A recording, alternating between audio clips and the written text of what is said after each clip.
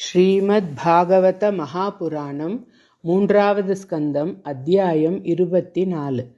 ஸ்ரீமத்பாகவத மகாபுராணம் third Skanda chapter 24. கபிலதேவர் திரு அவதாரம்.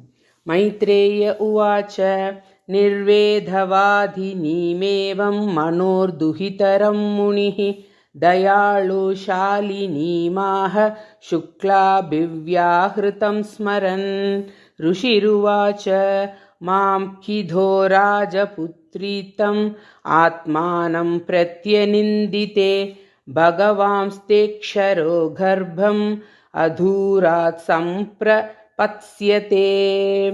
धृतव्रतासि भद्रं ते दमेन नियमेन च तपोद्रविनधानैश्च श्रद्धया चेसेश्वरं भज. स त्वया राधितः शुक्लो वितन्वन्मामकं यशः चेता ते हृदयग्रन्थि मौधर्यो ब्रह्मभावनः. मैत्रेय उवाच देवहूत्यपि सन्देशं गौरवेण प्रजापतेः सम्यक् श्रद्धाय पुरुषं कूटस्थमभजद्गुरुं. तस्यां बहुतिथे काले भगवान् मधुसूदनः कार्दमं वीर्यमापन्नो जज्ञेऽग्निरिव दारुणी. अवादयंस्तथा व्योम्नि वादित्राणि घणाघणाः गायन्ति तं स्म गन्धर्वा नृत्यन्त्यप्सरसो मुधा. पेतुषु मनसो दिव्या केचरैरपवर्जिताः प्रसेदुश्च दिशः सर्वा अंभांसि च मनांसि च. तत्कर्दमाश्रमपदं सरस्वत्या परिश्रितं स्वयंभू साकमृषिभिर्मरीच्यादिभिरभ्ययात्. भगवन्तं परं ब्रह्म सत्त्वेनांशेन शत्रुहन् तत्त्वसंज्ञानविज्ञप्त्यै जातं विद्वानजस्वराट्. स भाजयन् विशुद्धेन चेतसा तच्चिकीर्षितं प्रहृष्यमाणैरसुभिः कर्दमं चेदमभ्यधात्. ब्रह्मोवाच त्वया मे पचितिस्थात कल्पिता निर्व्यलीकतः यन्मे सञ्जगृहे वाक्यं भवान् मानदमानयन्.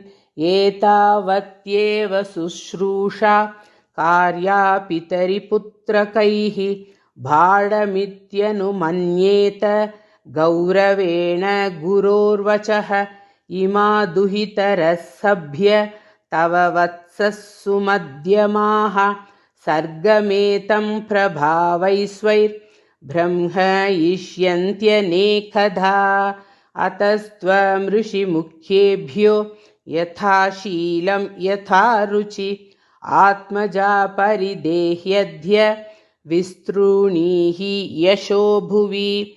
वेदाहमाद्यं पुरुषम् अवतीर्णं स्वमायया भूतानां शेवधिं देहं बिभ्राणं कपिलं मुने. ज्ञानविज्ञानयोगेन कर्मणामुद्धरञ्जटाः हिरण्यकेशपद्माक्ष पद्ममुद्रापदाम्बुजः.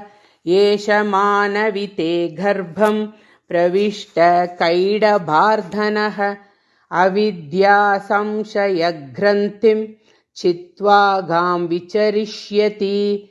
अयं सिद्धघनाधीश साङ्ख्याचार्यैः सुसम्मतः लोके कपिल इत्याख्यां गन्धाते कीर्तिवर्धनः. मैत्रेय उवाच तावास्वास्य जगत्स्रष्टा कुमारैः सह नारदः हंसो हंसेन यानेन त्रिधाम परमं ययौ. गते शतधृतौ क्षत्तः कर्दमस्तेन चोदितः यथोत्थितं स्वदुहितृ प्राधात् विश्वसृजां ततः मरीचये कलां प्राधाधनसूयामतात्रये श्रद्धामङ्गिरसे यच्छत् पुलस्त्याय हविर्भुवं पुलहाय गतिं युक्तां क्रतवे चक्रियां सतीं ख्यातिं च भृगवे यश्च वसिष्ठायप्यरुन्धतीम् अधर्वणे तदाश्चान्तिं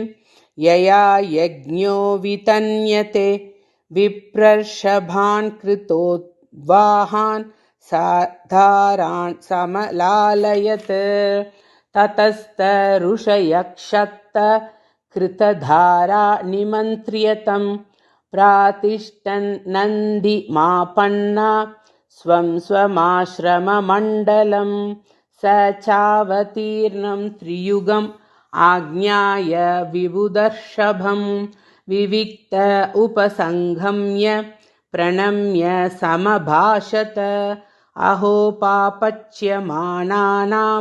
निरये स्वैरमङ्गलैः कालेन भूयसा नूनं प्रसीदन्तीह देवताः बहुजन्मविपक्वेन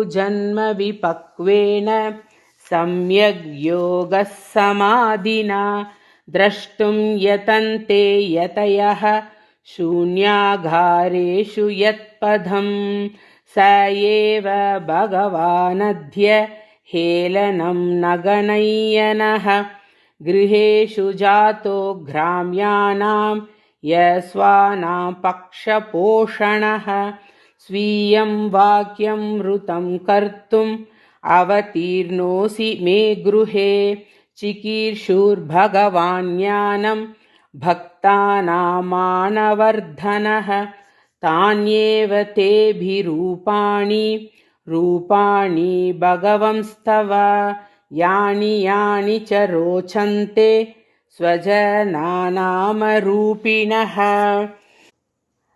त्वां सूरिभिस्तद्वभुभुस्त्ययाद्धा सदाभिवादार्हणपादपीठम् ऐश्वर्यवैराग्ययशोवबोध वीर्यश्रिया पूर्तमहं प्रपद्ये परं प्रधानं पुरुषं महान्तं कालं कविं त्रिवृतं लोकपालम् आत्मानुभूत्यानुगतप्रपञ्चं स्वचन्तशक्तिं कपिलं प्रपद्ये। श्लोका नंबर 25 to 33 कर्दमर् स्तुति। आस्माभिपृच्छेद्य पतिं प्रजानां त्वयावतीर्णार्न उताप्तकामः परिव्रजत्पदविमास्थितोऽहं चरिष्ये त्वां हृदि युञ्जन् विशोकः। श्रीभगवानुवाच मया प्रोक्तं हि लोकस्य प्रमाणं सत्यलौकिके अथा जनिमया तुभ्यं यदवोचमृतं मुने एतन्मे जन्मलोकेऽस्मिन् मुमुक्षूणां दुराशयात् प्रसङ्ख्यानाय तत्त्वानां सम्मतायात्मदर्शने एष आत्मपदो व्यक्तो नष्टकालेन भूयसा तं प्रवर्तयितुं देहम् इमं विद्धि मया भृतं गच्छ कामं मया पृष्टो मयि संन्यस्तकर्मणा जित्वा सुदुर्जयं मृत्युम् अमृतत्वाय मां भज मामात्मानं स्वयं ज्योति सर्वभूतगुहाशयम् आत्मन्येवात्मना वीक्ष्य विशोको भयमृच्छसि मात्र आध्यात्मिकीं विद्यां शमनीं सर्वकर्मणां वितरिष्ये यया चासौ भयं चातितरिष्यति।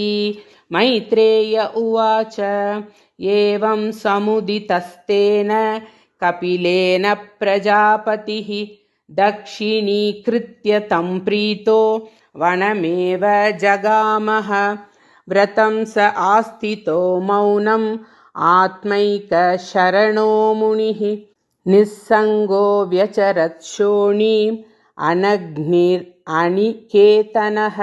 मनोब्रह्मणि युञ्जानो यत्तत् सतपरं। गुणावभासे विगुण एकभक्त्यानुभाविते।